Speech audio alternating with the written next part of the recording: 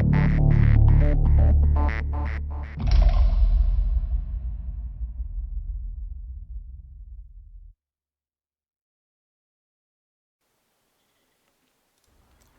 Piloten und Freunde der gepflegten Flugsimulation, ich heiße euch willkommen auf unserem Flug von Hamburg nach Barcelona, EDDH, nach LEBL. Wir fliegen heute mit der Captain Sim 727.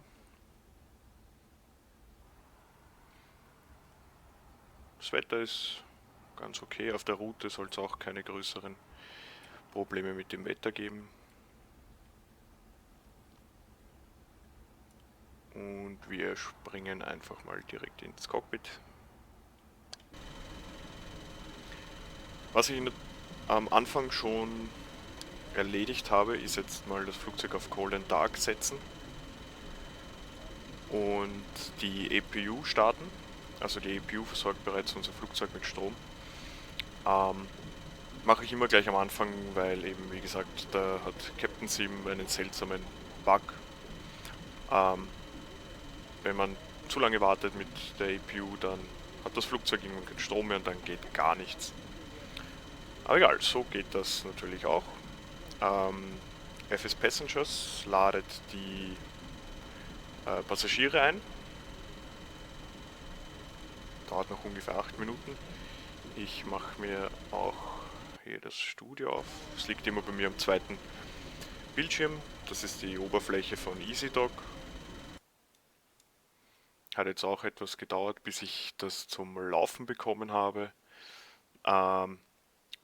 Falls das jemand verwendet und Probleme hat, Windows 10 und EasyDock. Bei mir funktioniert es momentan mit der Beta-Version von EasyDock 1.18.5. Da steht es, Beta. Gibt es eine Anleitung im EasyDock-Forum, wie man das installiert, auch ein Video auf YouTube. Mal schauen, ob das auch wirklich funktioniert. Wir werden es sehen auf diesem Flug. Ich brauche noch meine Checklist, die habe ich vergessen aufzumachen.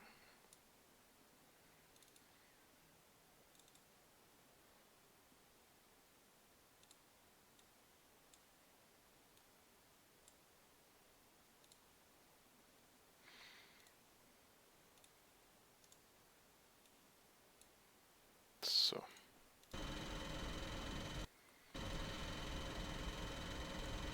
Okay. Und wir starten mit der Receiving Aircraft Checklist. Die Circuit Breakers sind checked. Crew und Passenger Oxygen ist auch checked. Standby Power ist okay. Battery Condition ist in Ordnung. Wird auch geladen. Galley Power können wir anmachen. Battery Switch, ja, ist natürlich an. DC Power checked. Chain Drive Temp Switches sind in. Generators sind checked. Wir können die Fuel Quantity checken.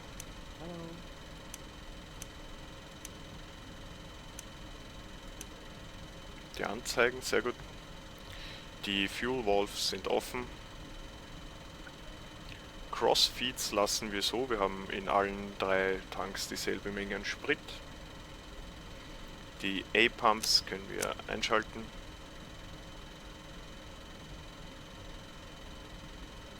Die können wir noch testen. Die Anzeige funktioniert.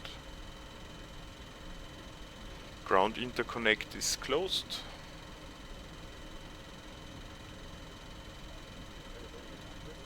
Temperature Controls, ja, die lassen wir mal so. Engine Bleeds machen wir alle 4 auf. Hier haben wir schon Bleed Air von der EPU.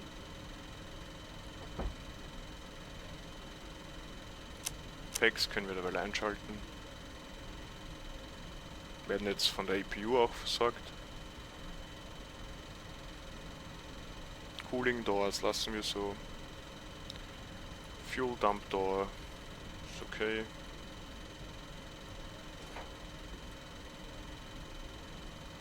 Wir schauen auf unser Overhead. Flight Recorder ist testet. Da passiert normal nicht viel.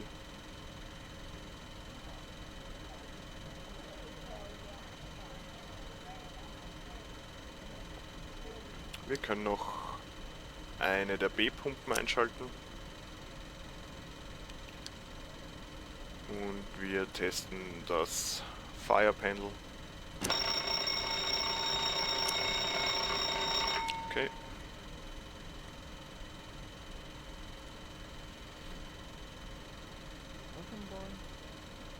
Ich richte mir hier auch noch die 2D-Panels ein, wie ich sie brauche. Autopiloten.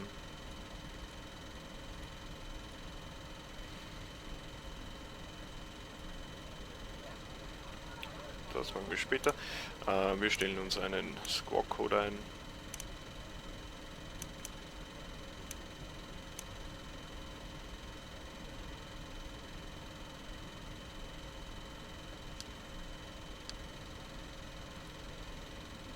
Und wir können auch unsere Barometer set. Altimeter einstellen. Ist okay. Wir probieren mal hier Licht zu machen. Ja.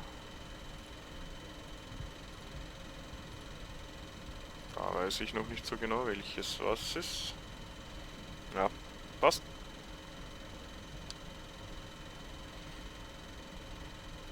Gear Lever war jetzt down und 3 green, sehr gut. Radius. Wir können hier gleich nach unserem Flugplan gehen. Ich habe jetzt mal Plan G connected, das machen wir aber nur für den Start.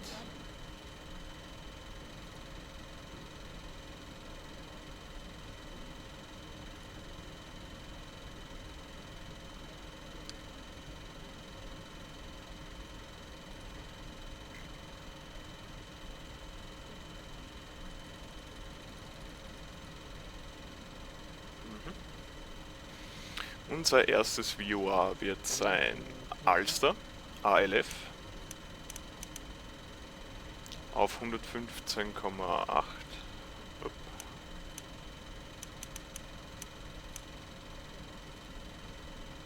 Ist noch etwas zu dunkel hier.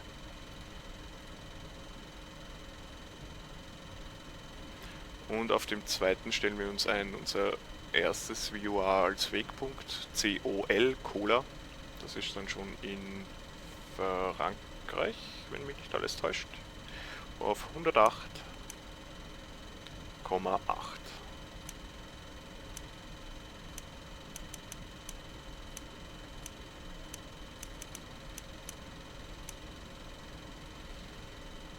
Sehr gut.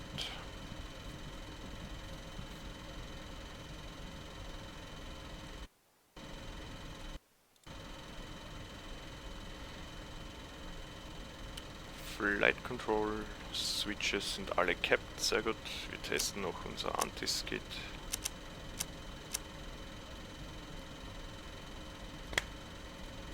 Und wir können die Emergency Lights armen.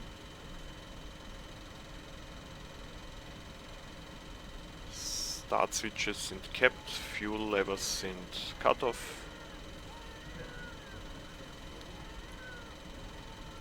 Window Heat Test und alle einschalten.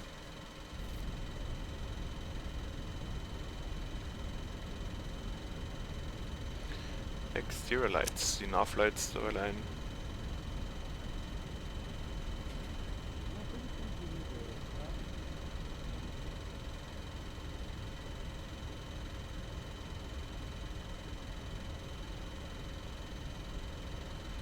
Okay.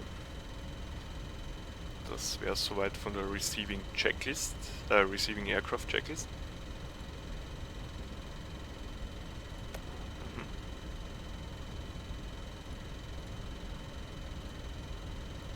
Können wir auch noch Licht machen.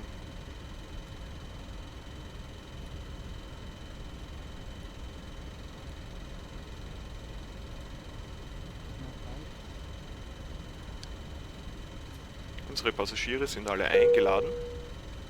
Sehr gut. So, Captain. Das Boarding ist abgeschlossen. Die Passagiere sind komplett an Bord. Auf geht's. Das klingt gut. Die erste fährt ein. Dass Sie den Flug genießen werden, bitten Sie, folgenden Sicherheitshinweise des Personals zu beachten.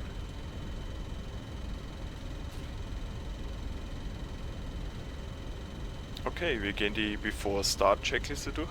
Fuel Quantity. Falsche Taste. Willkommen, meine Damen und Herren. Ich bin Ihr Purser auf diesem heutigen Flug und darf Sie im Namen von Captain und Crew recht herzlich begrüßen. In wenigen Minuten werden wir Den starten und Beacon Sie können wir anschalten. Sorry, ich verdrücke mich ein bisschen. Entsprechend den internationalen Sicherheitsvorschriften bitten wir Sie, folgende Sicherheitsanweisungen zu beachten. Vergewissern Sie sich, dass Ihr Parking Handgepäck Brake sicher is unter set, dem Vordersitz oder door im Gepäckfach lights über Ihnen verstaut ist. checked, Dieses die Flugzeug hat genug Packs schalten Notausgänge, wir ab. die wir heute Morgen mit dem Wort Exit gekennzeichnet haben. Den Weg zu den Notausgängen Galley markieren wir Power durch off. am Boden. Im höchst unwahrscheinlichen Fall eines Druckverlustes in der Kabine werden Sauerstoffmasken über Ihrem Sitz automatisch herabfallen. Ziehen Sie eine Maske zu sich herunter und befestigen Sie diese über Nase und Mund. Bitte jeder nur eine. Der Preis für eine Minute Sauerstoff beträgt heute 25 Cent. Die Engine Bleeds sind alle offen und wir haben ausreichend Luftdruck von der EPU. Sehr gut. Im Falle einer Notwasserung ziehen Sie die Schwimmweste über den Kopf. Laden Sie die Schwimmweste aber erst nach dem Verlassen des Flugzeugs auf. Die Schwimmweste besitzt extra für Sie eine Leseleuchte, die sich bei Kontakt mit dem Wasser automatisch einschaltet. Außerdem finden Sie in einer der Seitentaschen eine Signalpfeife, um Haie anzulocken. Gut, Weitergehende Informationen finden Sie in der Tasche der Rückenlehne im Ihres Engine Start Vordersitzes. beginnen. Danke Hier für haben wir Ihre N2 bei Aufmerksamkeit. 20%.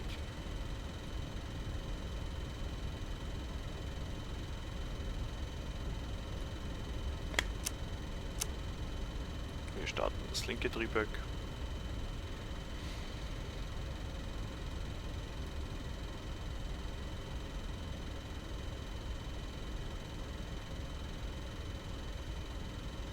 N219.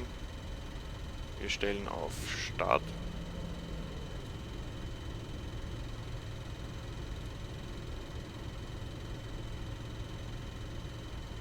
Das sieht nach einem guten Start aus.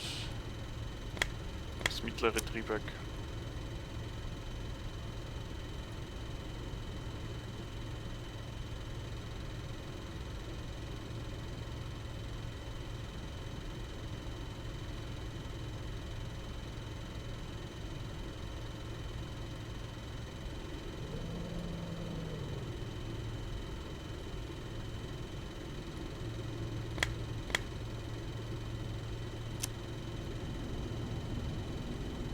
Und Triebwerk Nummer 3.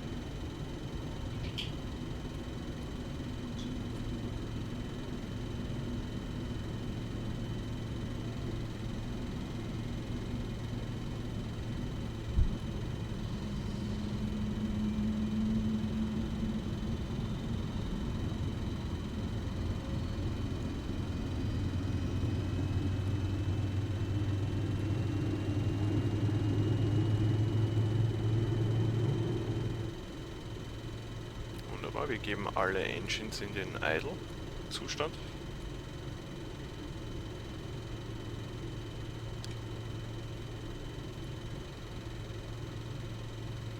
Okay, After Start Checklist, Start Levers Idle, Transponder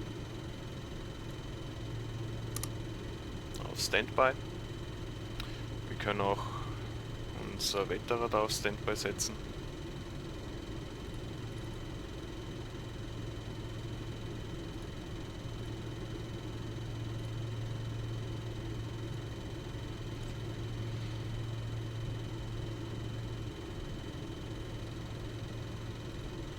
Die Lights sind okay. Engine NTIs brauchen wir nicht.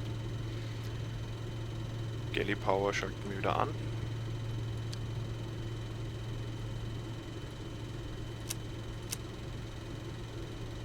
Das Electrical Panel, wir können jetzt auf Gen 3 wechseln.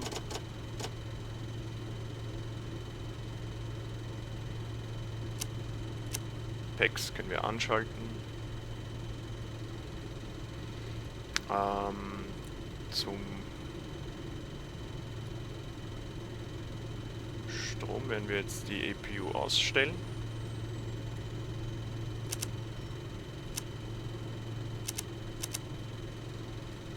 Und hier die Generators für die Triebwerke anschalten. Zweite System B Pumpe an.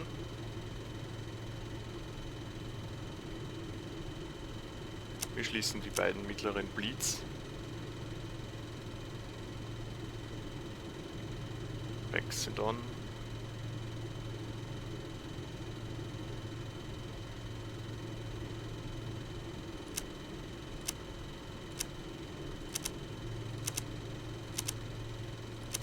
Die können wir wieder in die mittlere Stellung einstellen.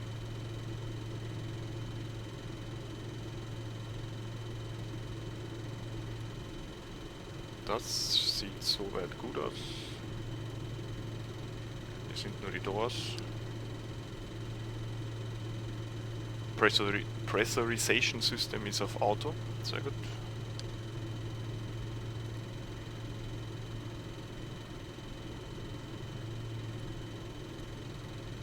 Okay. After Start Checklist ist somit erledigt. Flap Lever. Wir stellen auf 15 Grad. Dann bekommen wir auch unsere V-Speeds.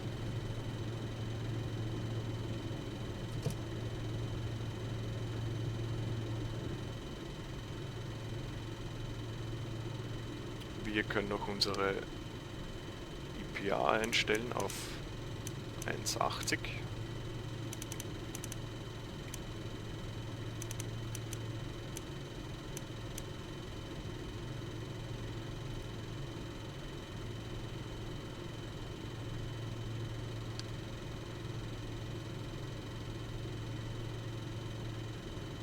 Unsere V-Speeds sind hier gesetzt.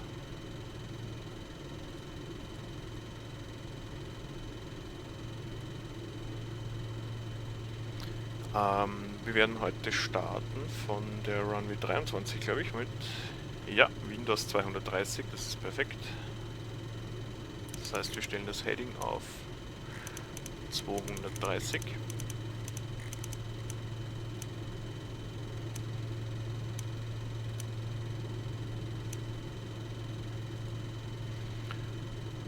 Und unser erstes Radial, das wir abfangen müssen, ist das von Ulster, vom VOA ALF nach Kola. 208 Grad ist das Radial.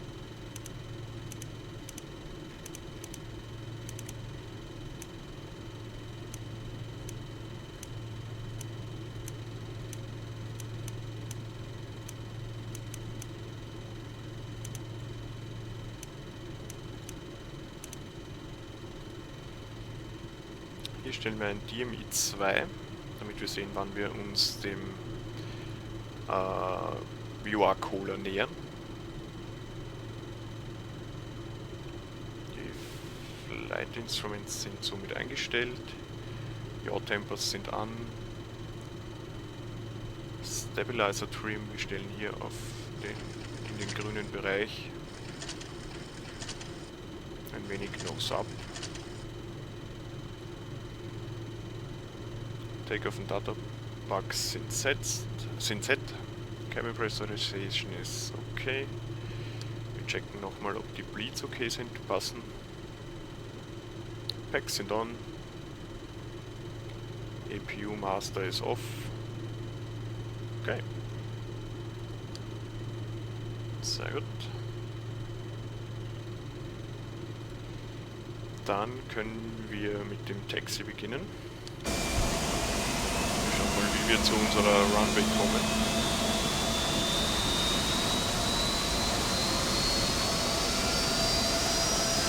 Wir werden hier einfach rechts weg rollen und hier auf die Runway 23.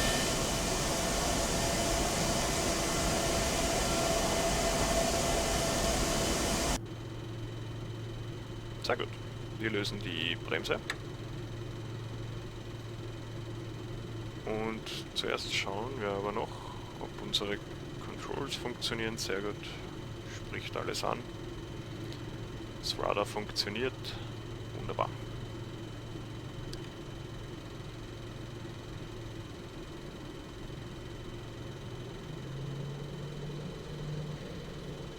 Unsere erste Höhe können wir noch einstellen. Wir haben 5000 Fuß.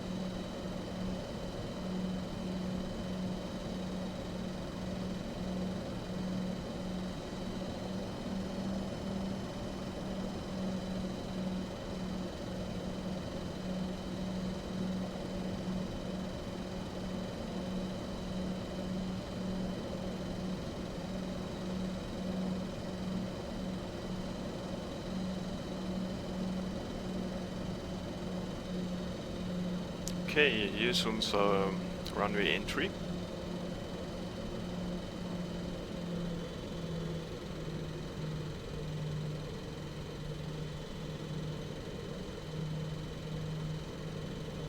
Wir werden uns da hinter die Maschine einreihen. Was haben wir da? Ich glaube eine 737 von einer mir nicht bekannten Airline.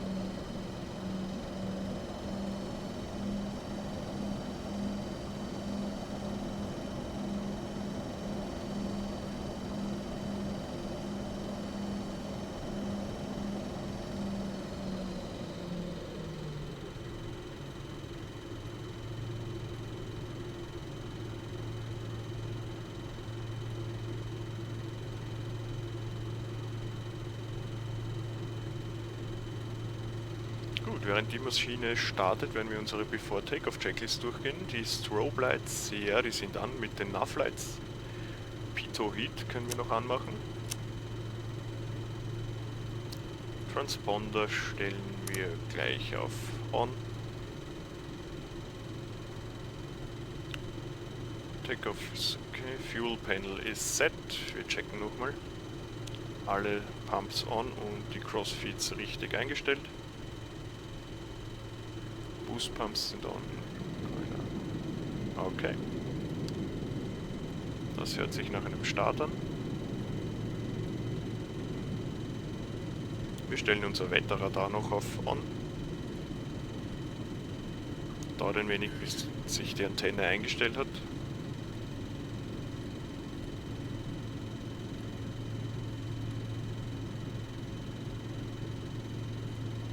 Check nochmal unser erstes VOA 115,8 Alster, das zweite 108,8 COL. V-Speed 132 ist die Rotate Speed und bis 217 sollen wir die Flaps eingefahren haben. Sehr gut. Die Maschine ist weg, wir können das Line-Up machen.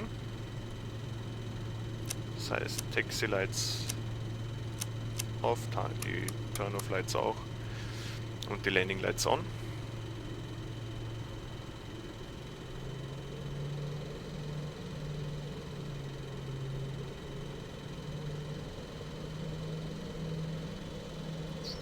Was ich hier noch vergessen habe. No Smoking Switches sind on, passt.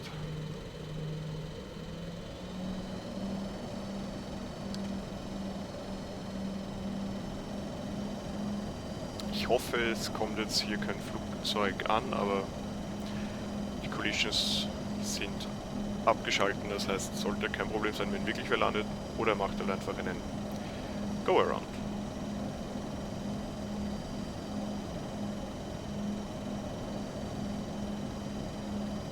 Ich stelle noch meinen Plan G ein für unseren Takeoff.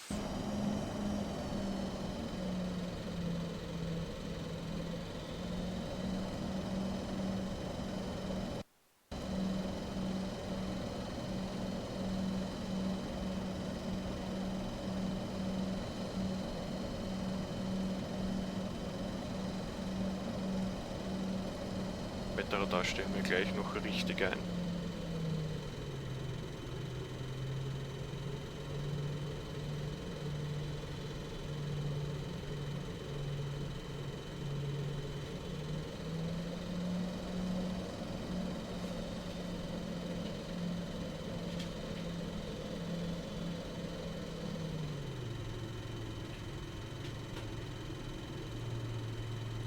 Ich stelle hier nämlich unser Wetterradar auf 2 Grad nach oben, damit wir sehen, was über uns passiert. Gut. Wir sind klar für den Takeoff und geben hier während dem Bremsen mal ungefähr 50% Schub.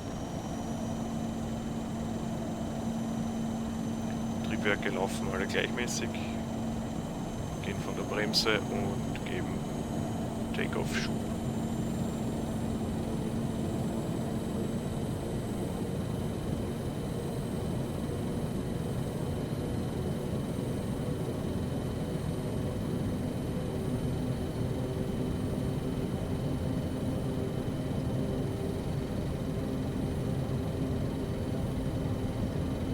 80 knots. Checked.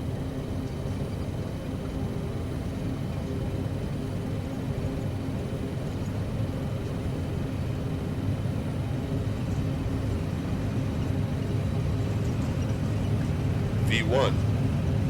Rotate. Und wir rotieren. Positive rate. Gear up.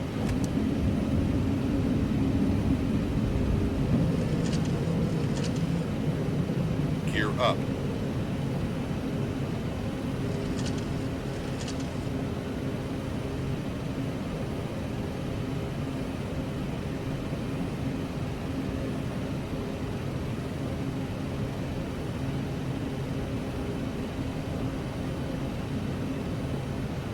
Wir sind schon mehr oder weniger auf unserem Radial, das heißt wir schwenken nach links an.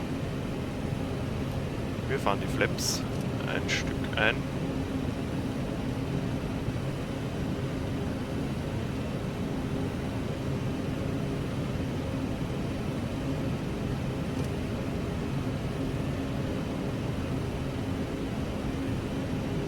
Flaps up. Und die Slats Slats retract. Auto flight.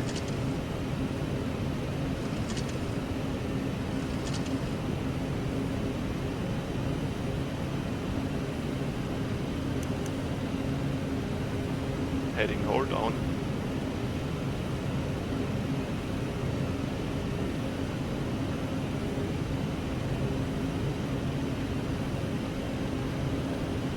Wir senken die Nase, um zu beschleunigen.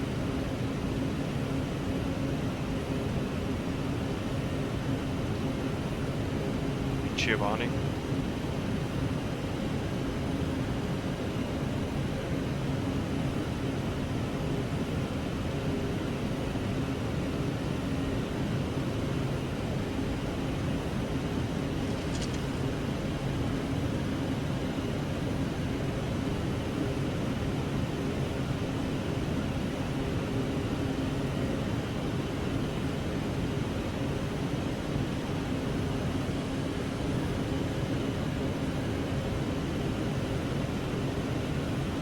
Unsere After-Takeoff-Checklist. Das Smoke können wir aufmachen.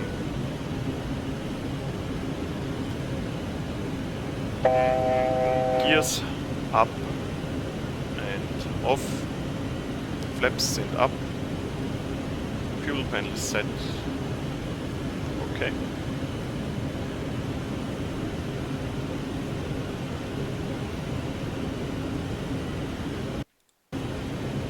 Transition Altitude erreicht. Wir haben unsere Transition Altitude, das heißt wir setzen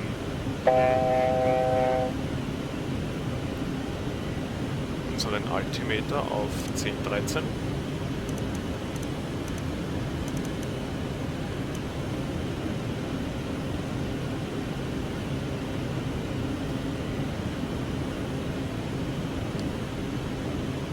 Unsere nächste Höhe sind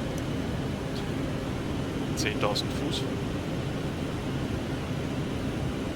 Steigrate ist gut, Geschwindigkeit ist gut, unter 10.000 nicht über 250 Knoten. 180 Meilen bis COL. Ich werde jetzt Plan G disconnecten. Und unseren weiteren Flug nur mit diesem Screenshot hier machen. Moment. Das ist ein Screenshot aus Plan G mit den Frequenzen und den VOAs. Wir erreichen unsere Reise.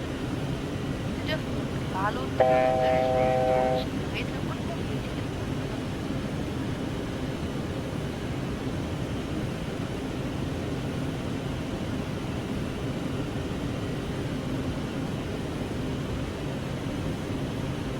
Wir reduzieren ein wenig den Schub. Wir passieren gerade 10.000 Fuß Cap. Das heißt, Landing Lights aus. Die Nase senken wir jetzt ab, um Geschwindigkeit zu generieren.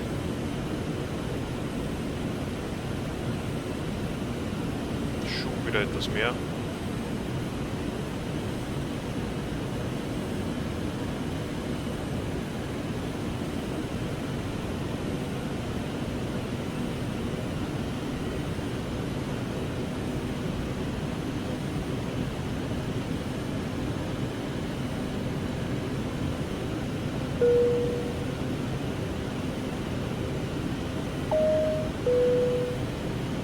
Meine Damen und Herren, der Captain hat das Anschnallzeichen ausgeschaltet. Sie dürfen die Gurte lösen, wir empfehlen Ihnen jedoch, während des gesamten Fluges angeschnallt zu bleiben.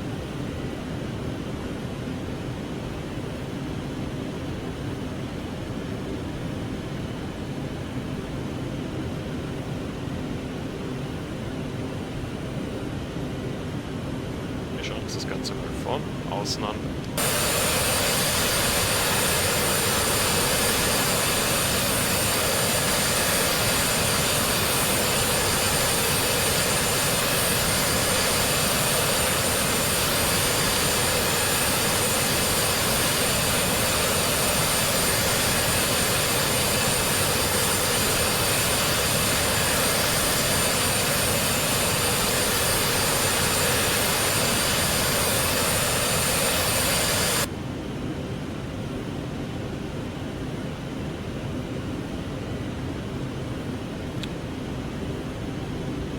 Wir gehen hier auf nach Flug.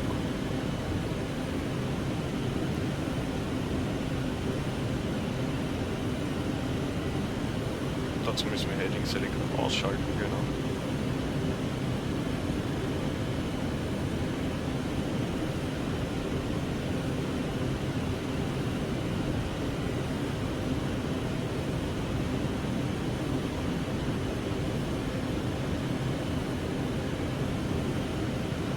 Ich denke, hier haben wir das Problem, dass das VOA nicht empfangen wird, das heißt, wir bleiben mal auf Heading. Ich glaube, das sollte grün sein.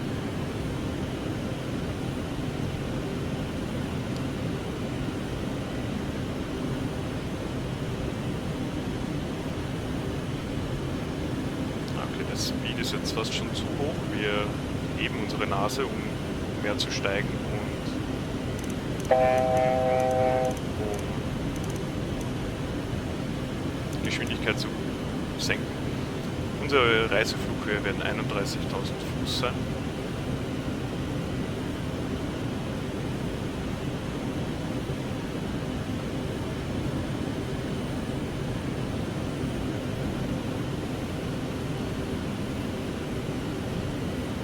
Fuel Panel ist okay. Saugt keine Warnlichter, wunderbar.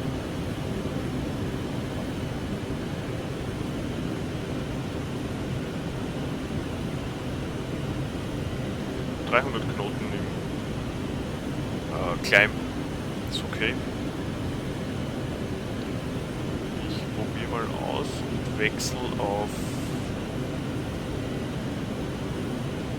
unser nächstes. Jetzt hat er den Navlog, okay, sehr gut. Somit haben wir gleich gewechselt auf unseren ersten Wegpunkt COL.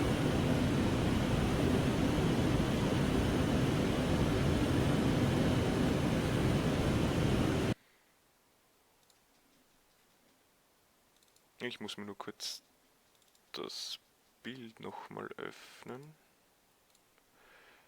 den Screenshot, um die nächste Frequenz einzustellen. Nach COL haben wir das DJL VOA.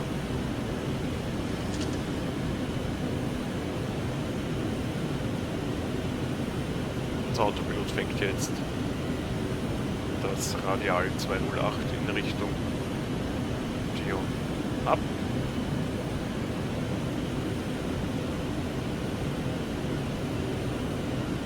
Richtung Cola natürlich, COL. 111,45.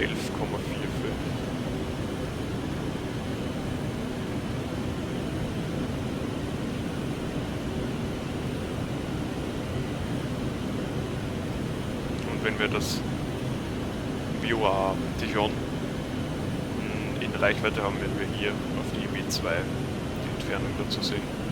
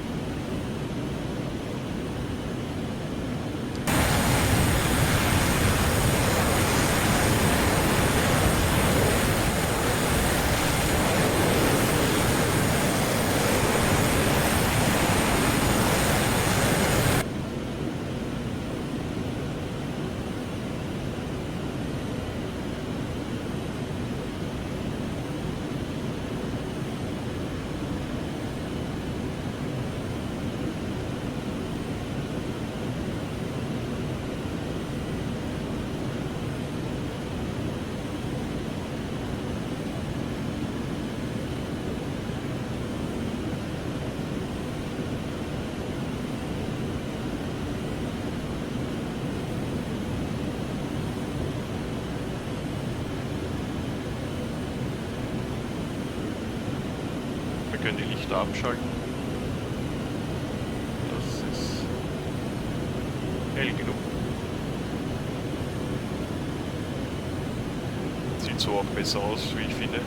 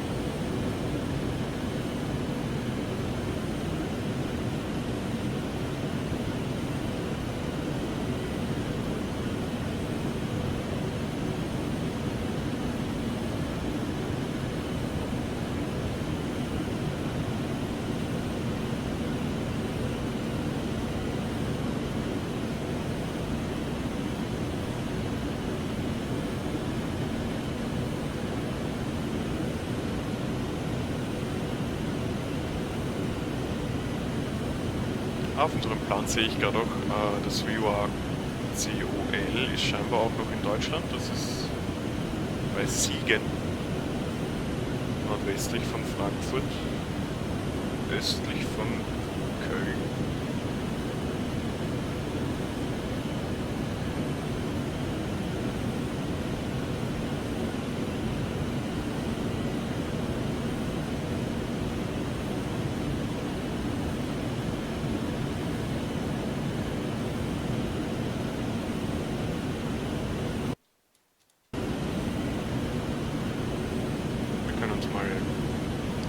View anschauen.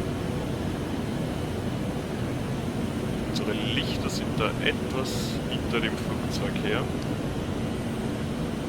Und das ist links auch. Cabin View. Eigentlich haben wir heute Passagiere geladen. Man sieht sie nicht.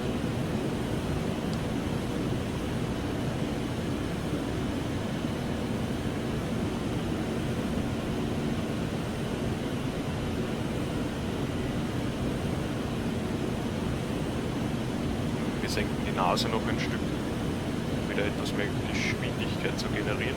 Also so viel, dann steigen wir gar nicht mehr.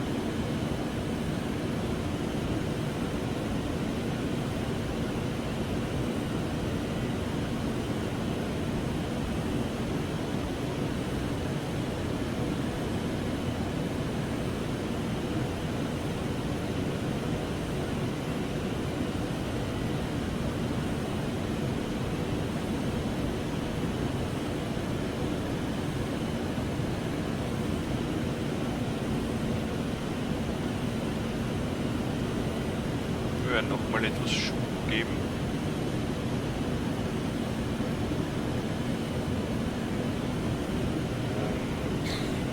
Um wirklich das Maximum rauszuholen.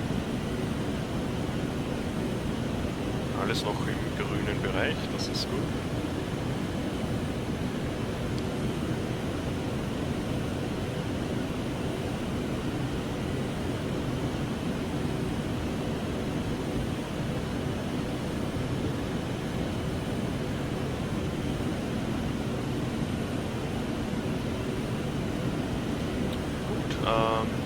Jetzt wird fürs Erste auch nicht mehr sehr viel passieren. Wir haben noch 100 nautische Meilen bis zu unserem ersten VOA, zu unserem ersten Wegpunkt. Und ich werde euch einfach hübsche Bilder zeigen aus dem Cruise und wir sehen uns dann oder wir hören uns dann wieder am Top of Descent.